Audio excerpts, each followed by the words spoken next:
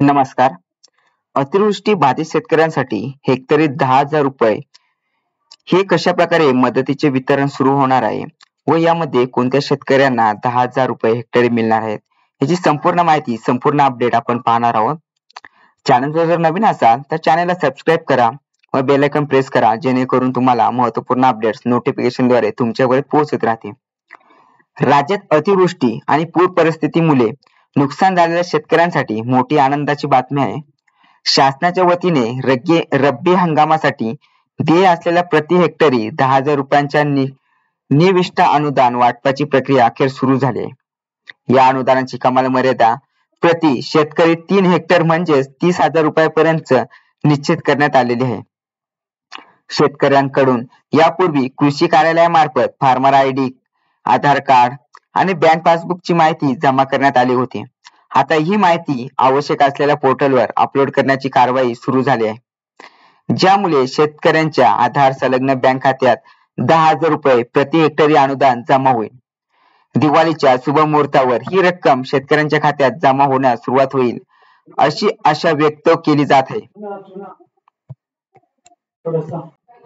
याचबरोबर मे, जून, जुलै आणि ऑगस्ट 2025 या कालावधीत बाधित शेतकऱ्यांच्या नुकसान भरपाईचे नवीन शासन निर्णय देखील निर्गमित करण्यात आले आहेत. दीर्घकालापासून मदतीच्या प्रतीक्षेत असलेल्या शेतकऱ्यांना यामुळे मोठा दिलासा मिळाला आहे. पहिल्या टप्प्यात कोकण विभागातील रायगड, ठाणे, रत्नागिरी, सिंधुदुर्ग तसेच नागपूर विभागातील गोंदिया, चंद्रपूर आणि छत्रपती संभाजीनगर जिल्ह्यातील 18,710 शेतकऱ्यांसाठी 13,33,00,000 रुपयांची मदत मंजूर करण्यात आली आहे. या व्यतिरिक्त फळबाग धारकांसाठी या मदतीमध्ये मोठ्या प्रमाणात पात्र करण्यात आलेले आहे.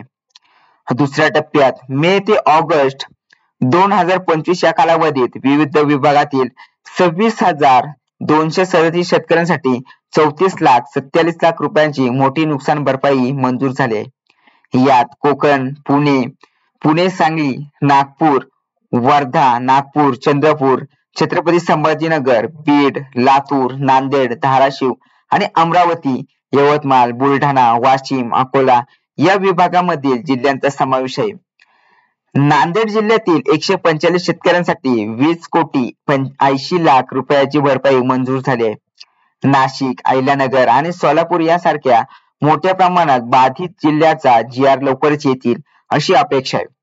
आलेल्या रकमेचे वितरण दिवाळीपूर्वी शेतकऱ्यांच्या खात्यावर करण्याचा शासनाचा निर्णय आहे.